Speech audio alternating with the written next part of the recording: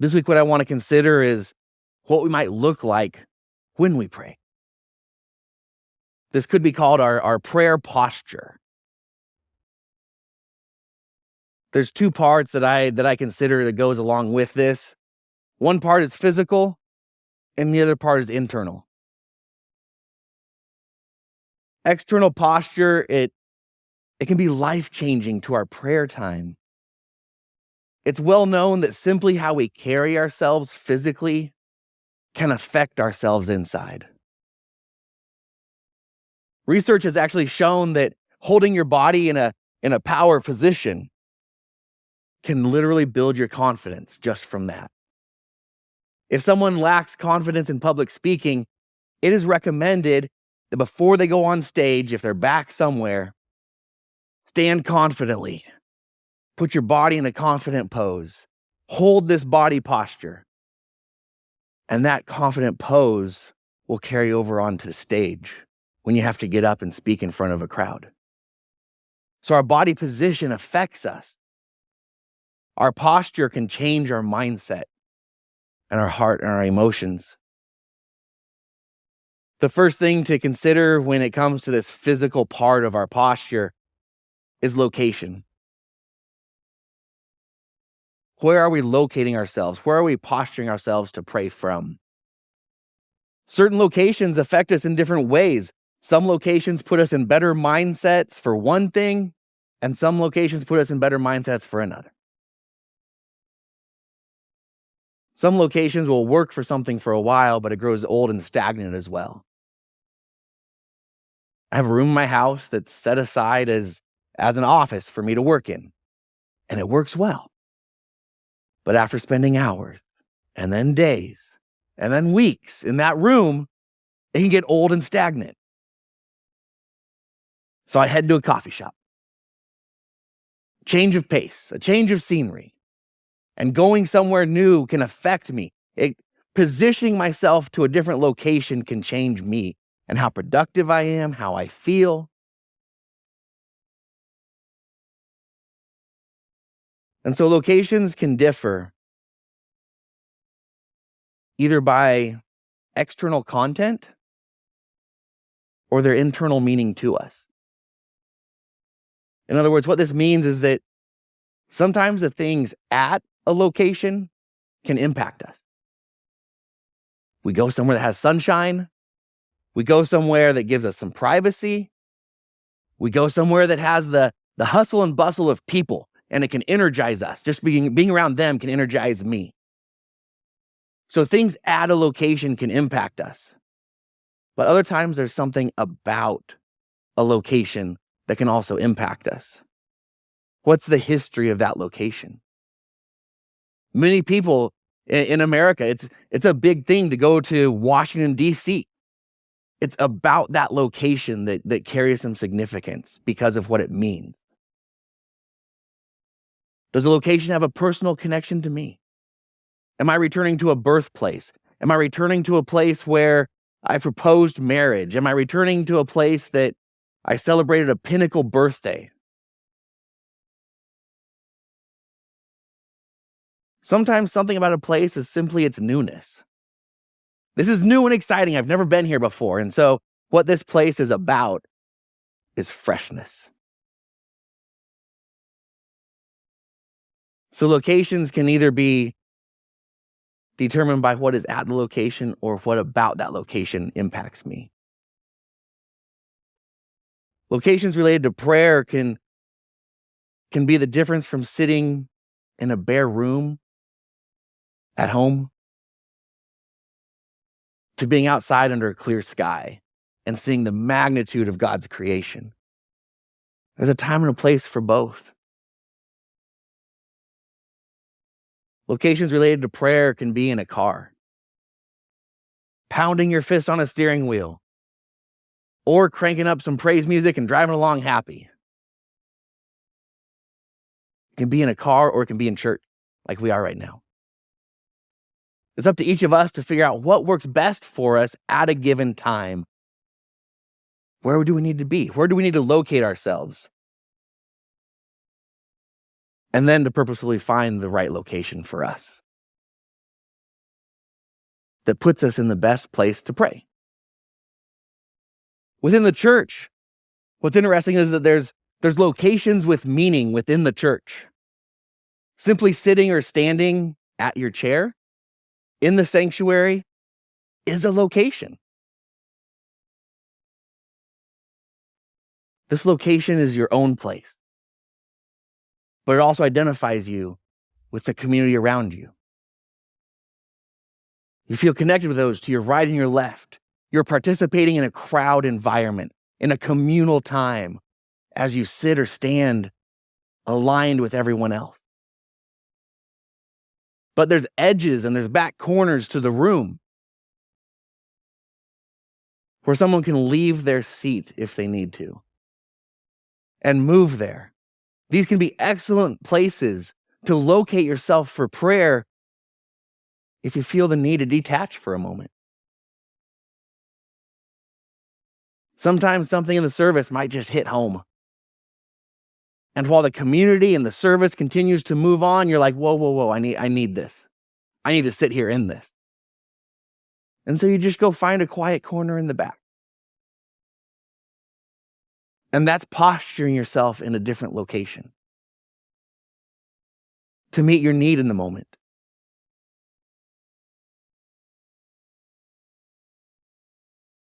You're still here. You're next to your community. But relocating yourself to an edge or to the back of a room also gives you a chance to connect in a special way with God for a moment if you need to. Finally, within the church, there's typically understood to be a location that is called the altar. Historically, this was something physical that was identified with God's presence at the church service. Could be something that literally looked like an altar. Could be something as simple as a table. It was a physical focal point that could be associated mentally with the connection of God's supernatural presence meeting our physical time here. Among evangelical churches, a literal altar, even as simple as a table, these literal altars have largely disappeared. However, typically, the front of the church is still known as the altar place in many evangelical churches. The seats are where we can sit as a community. The edges are those places we can move to detach ourselves from what's going on and take a private moment with God. And then the front of the church is seen as that symbolic focal point of everybody. The symbolic place where we can envision God coming to meet our directed attention. And the front provides a general direction of travel that is associated with moving forward to meet God.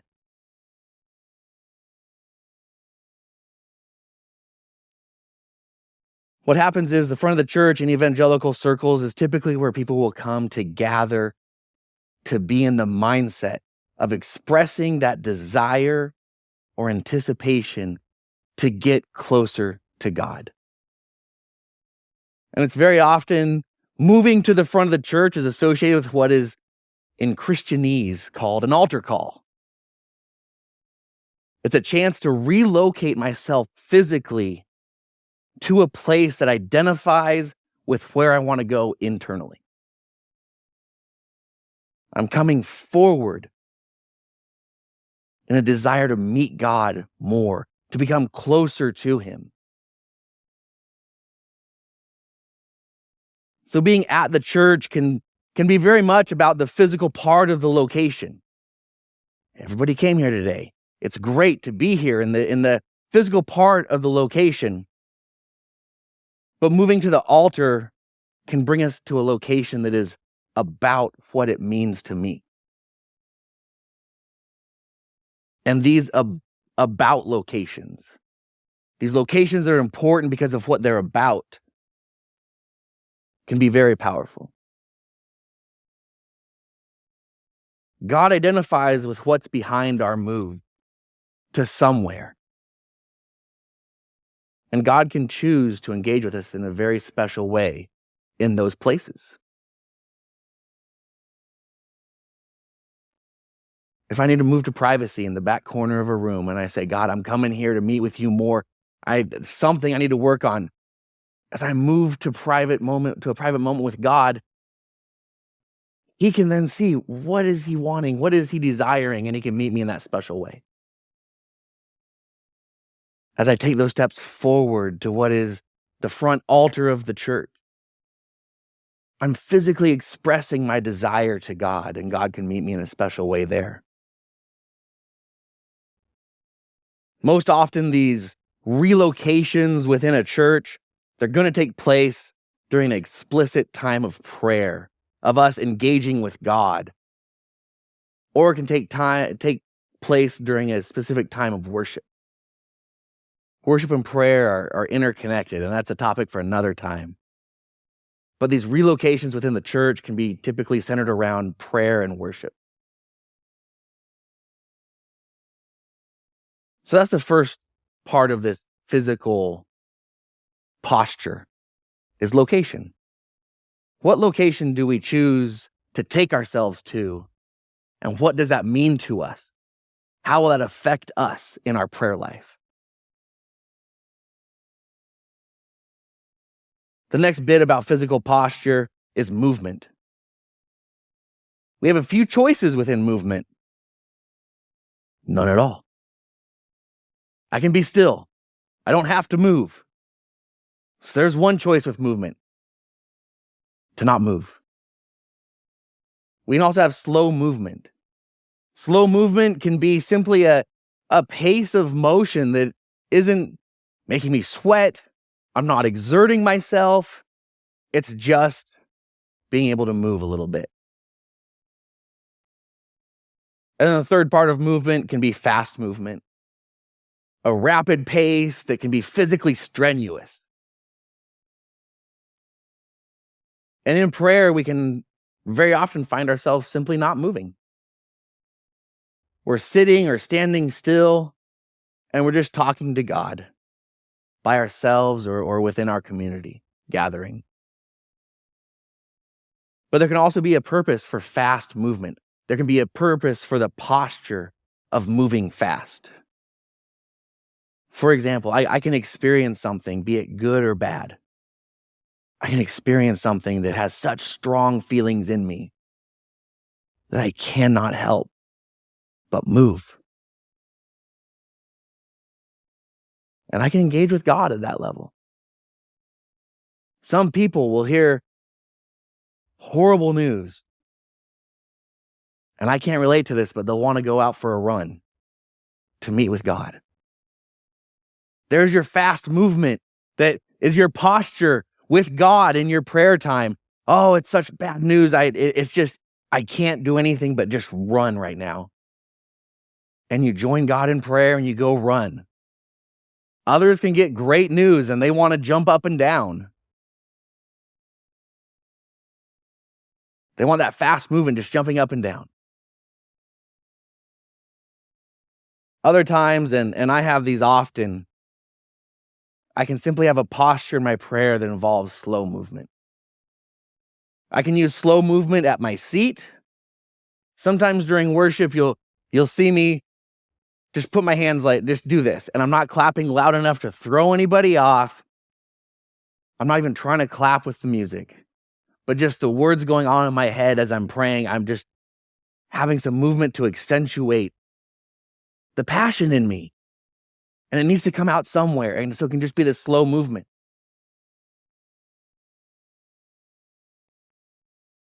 In prayer, I often walk. Walking can do two things. To sit still, my mind can wander. I can struggle to focus. I'm sitting there and I'm getting distracted by everything. So the walking for me can prevent my mind from wandering. Not only am I praying, but I have a focal point, one step in front of the next. I'm not staying in a location to where I'm sitting still and I'm looking at this spot and suddenly I'm like, is that a stain? Is that part of the carpet? Is that my mind doesn't have a chance to just sit there on something and get distracted. I'm moving. But I'm not exerting myself. I'm not wearing myself out either. I'm simply moving to keep myself focused. This is a slow movement. So walking for me can help me stay focused on my prayer. Sometimes, on the flip side, my mind is racing. Things have come one right after the other, and my mind is just, it can't even slow down to think. And physically walking slowly can bring my internal thoughts to also slow down. My thoughts can slow down to meet the pace of my movement. For me in prayer, typically slow movement is what I enjoy. I know others who they just like to sit completely still and not move at all. And I think there may be those times for all of us where something can hit us so hard. Fast movement in some way just comes out. So on top of location with prayer as a posture, we have the posture of movement. How are we going to move ourselves while we're in prayer? And finally, there's body position. This is something the military understands very well. Body position. In the military, there's three postures that immediately pop into my head when I think of posture in the military. The first one is the position of attention. The position of attention is me standing locked at a position which signifies I am alert, I am focused, and I am doing nothing else but giving my attention to where it is either needed or at times demanded. But I'm at attention. I have stilled everything else with my body. I have locked my body down, and I'm directing my focus. Another military position is called at ease. And it's a more relaxed pose. You can spread your feet out a little bit. You put your hands behind your back, and it's a more relaxed position. This is the type of position that a lower enlisted soldier would often be required to stand at for non-commissioned officers like myself. The third common position that rebellious Private Barrett experienced very many times is called the front-leaning rest position. The front-leaning rest position is a disciplinary position that is at the top of a push-up. So these are three of the body positions that the military understands as key postures. What's interesting about body position is that it can either follow our mental or emotional position, or it can create our emotional or our mental position. I already referred to the idea that holding a power position can create more confidence in us if we need that. Other times, such as think back to my time in the military, emotions can flare up. Conflict can happen. And a soldier can get mad at their supervisor. I've had a soldier do this with me. Conflict happens. I'm telling him what to do. He doesn't want to do it. Emotions flare up. Conflict is here. Shoulders square up. Fists may even ball up. Feet may get in a fighting stance. And there's a conflict. When this happens, I can demand that they then stand at the position of at ease. Their feet must now come alongside each other. Their hands can no longer be in front of them in a fighting position. They have to go behind the back. And when I demand the position, they're put into a defenseless position.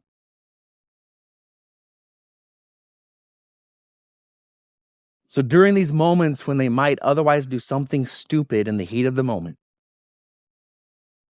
requiring this position from them gives them a mental choice.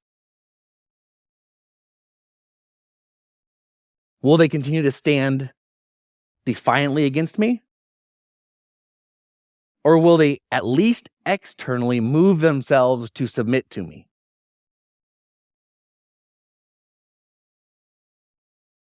What often happens is when they cave with the external submission,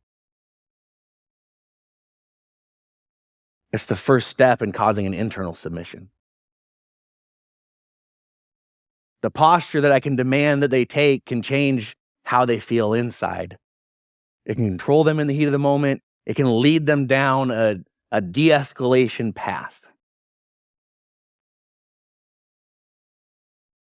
Military stories aside, body position and prayer can also go hand in hand.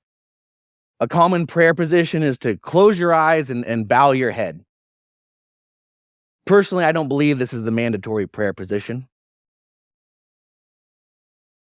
And for that reason, you'll probably never hear me state, let us all close our eyes and bow our heads and pray. However, it's the position that works for me very often, because it's a position that allows me to intentionally turn off my hypervigilance, to shut out distractions, and to focus on what I might want to say in prayer.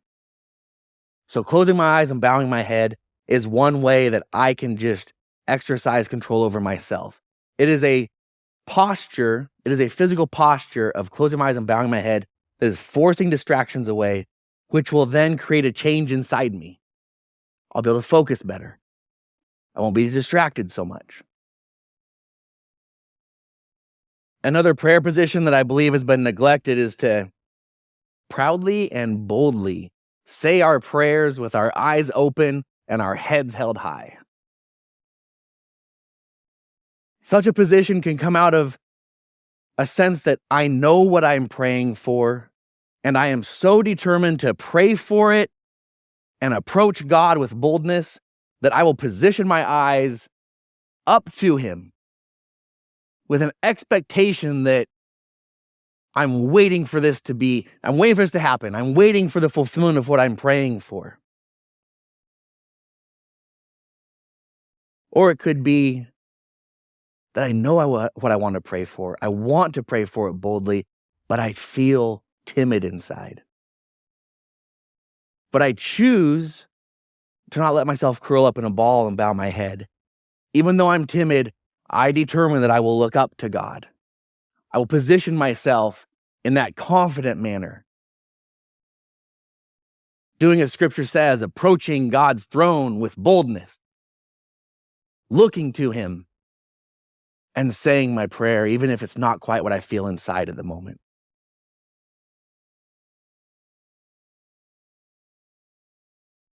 So you can bow your heads and close your eyes. You can raise your head and have your eyes open.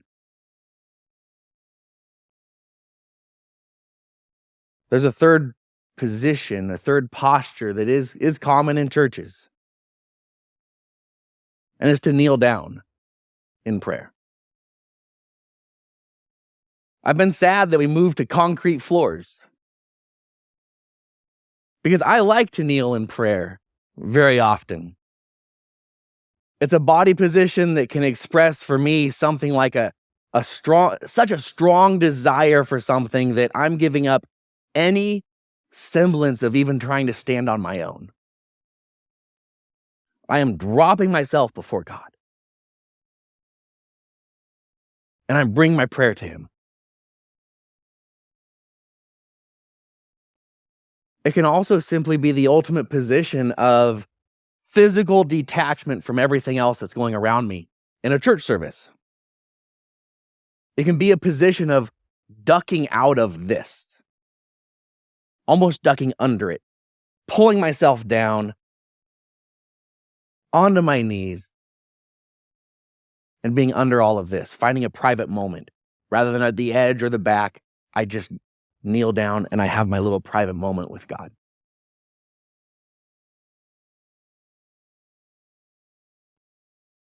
Towards the end of being able to kneel down, you may notice we now have some of these pads. I've wished sometimes that I could kneel down. I don't know what you guys think, what you guys may want to do, but here's the option now. We have kneeling pads at the front, what we're calling the altar in evangelical circles. There's some in the back too. And so you'll see that we have added these to the sanctuary in case you want to find a quiet corner to kneel down, in case you want to come to the altar to kneel down. We now have these because my old knees can't take the concrete.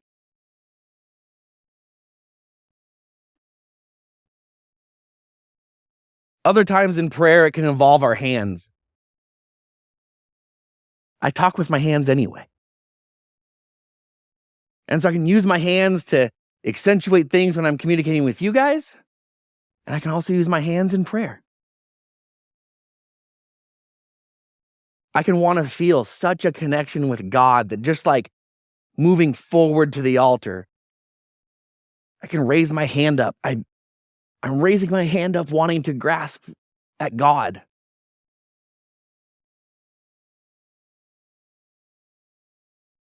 If someone ever peeks at me in worship, I typically don't go this far. If I do, look out. I might be on the verge of a heart attack because I'm getting excited. But that's something that people can feel, can express, is the hands up, reaching for God. Or I want God to know that I believe He can do something, He can give me what I need. And so I simply open my hands in anticipation of receiving. Again, my external is reflecting my internal. Or if I'm really struggling internally, I force my external to do what I want to feel inside. So I can open my hands and say, God, I'm here, I'm begging you. I trust you'll give it to me. Here's my open hands. In the same way, the open hands can be, I'm giving something to God. God, I know I've been holding this so tightly, and so in prayer right now, I'm going to hold my hands open to show you physically that I'm trying my best to release it to you, to give it over to your control.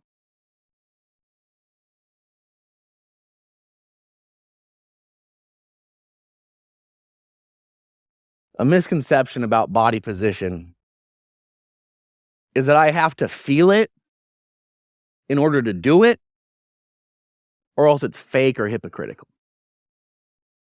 That's not how it works. You can take a body position, you can take a posture that you may not feel at the moment. We can take a location posture at church, even if we're not feeling church at the moment. I'm gonna go because I want to feel it, even if I don't.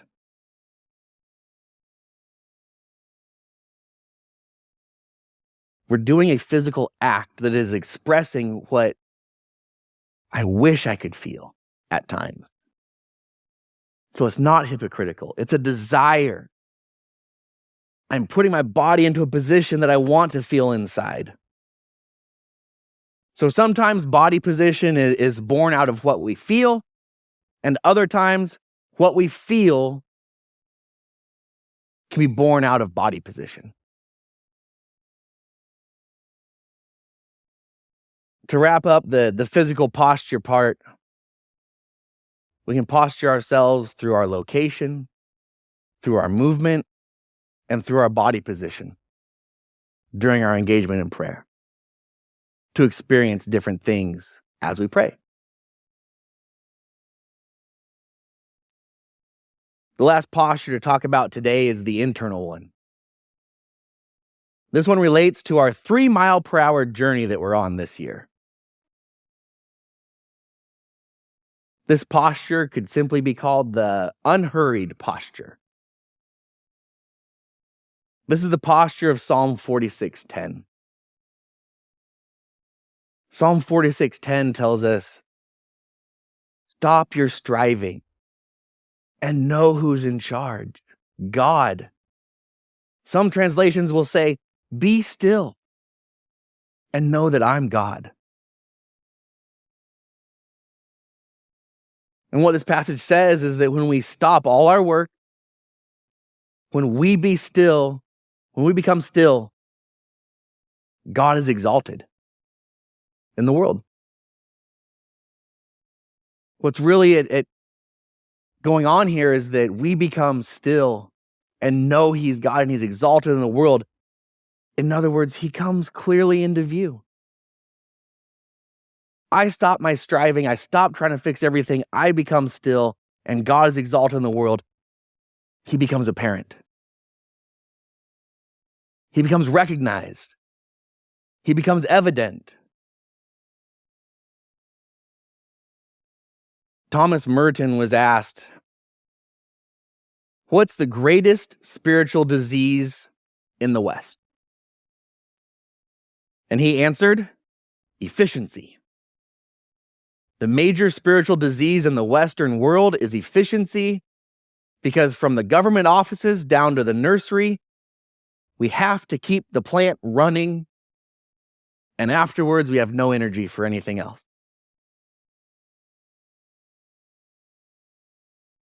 Henry Nouwen brought the issue closer to the topic of prayer when he said, "I want to pray, but I also don't want to miss out on anything else. Television, movies, socializing with friends, drinking in the world." I like Dallas Willard's words. When he was asked what someone needs to do to be spiritually healthy, he says you must ruthlessly eliminate hurry from your life.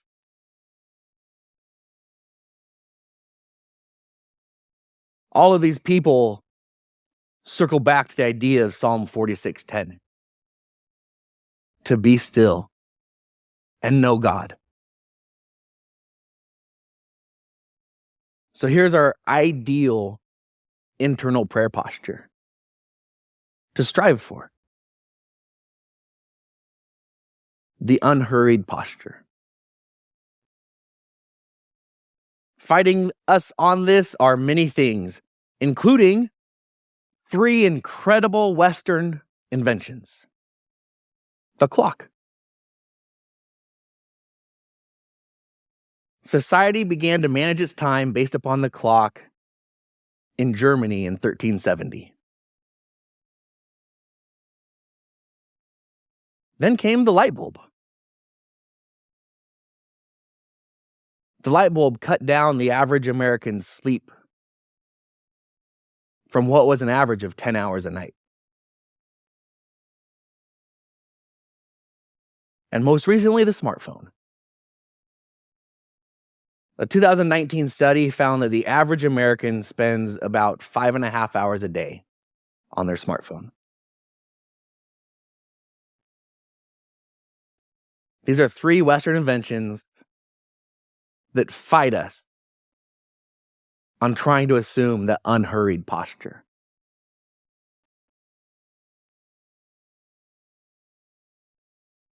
I do consider that against the tide of our culture, having to function within Western society is typically going to be impossible to entirely defeat our environment.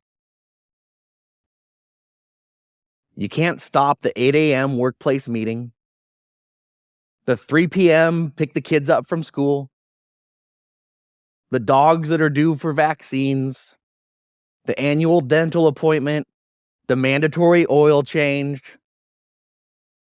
all the random things you can think of in your life that fill up your calendar. And then suddenly the fridge is empty, and now you gotta go to the grocery store too. We're not gonna be able to entirely defeat what we live within. Instead, I would suggest 2 things to look for. First, the moments of natural pause. These can be simply seconds. The second, when you just have sat in your car. Take your seatbelt, put it on, drive away. There was that pause. The second's when you have just arrived to somewhere in your car. Pull into your parking spot, turn the car off. There's a natural pause. Take your seatbelt off. The breath of exhale when you lay down in your bed at night. Lay down, Oh, that feels good. There's your second of pause. The pause from sitting down to eat before taking your first bite. Made it. I got on my plate. I sit down. There's a pause. And then I pick up my silverware. These are natural pauses through our day that invite us to pray just for a split second. Even if it's just what is called a breath prayer. Breath prayers have been identified going back to at least the 6th century. And they are something you can simply say on a single exhale. God, give me peace. There we go. Oh, Spirit, guide me. There I go. Sometimes it might be, Jesus, give me patience. There I go. Going into somewhere that I know I'm going to have to talk to some people. Pull in, turn the car off. Father, give me wisdom. Seatbelt off, I go in. It's a breath prayer. It is something I can say on an exhale. So these are the natural pauses you can look for when you pray. The second thing I would suggest is to look for the moments of choice. These are the moments where you have the option to pray or not pray and do something else. These are the moments where there's time to do something and you're choosing what to do. You don't have to feel guilt for choosing something other than praying. I don't think God minds. I got to turn my brain off, God. I got to turn on some Netflix. Go for it. I don't think God minds that. So there's not guilt for not choosing to pray. But to also consider I don't have time to pray, and yet to have these places of choice, is to say there is a place you can pray. So rather than have guilt about not always choosing to pray, look for balance. If you want to pray more, choose some times to pray. Other times, choose Netflix.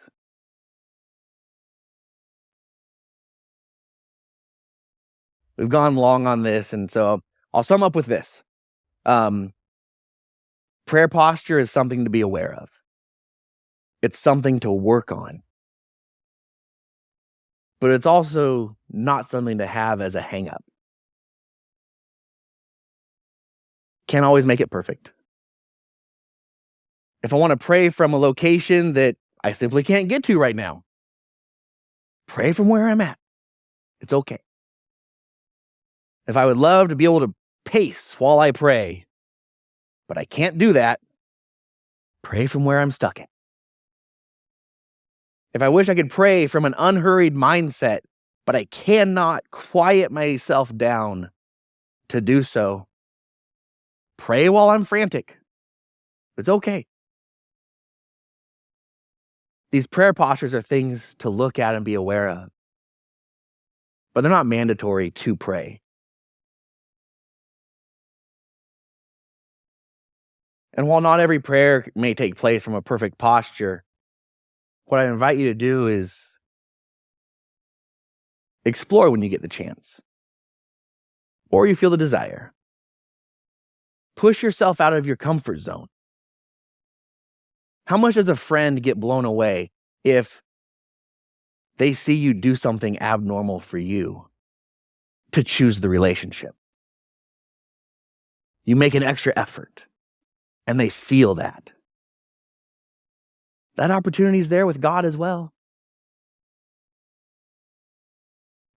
Meet him for a month on your knees at the altar and see what happens. Converse with him half a dozen times during those slight pauses in your life.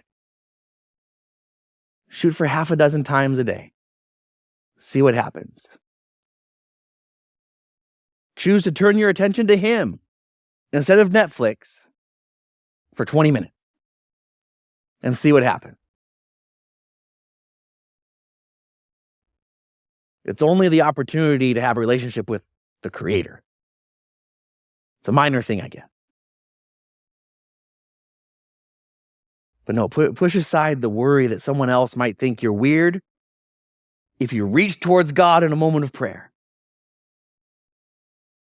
And reach for your Creator if you want to.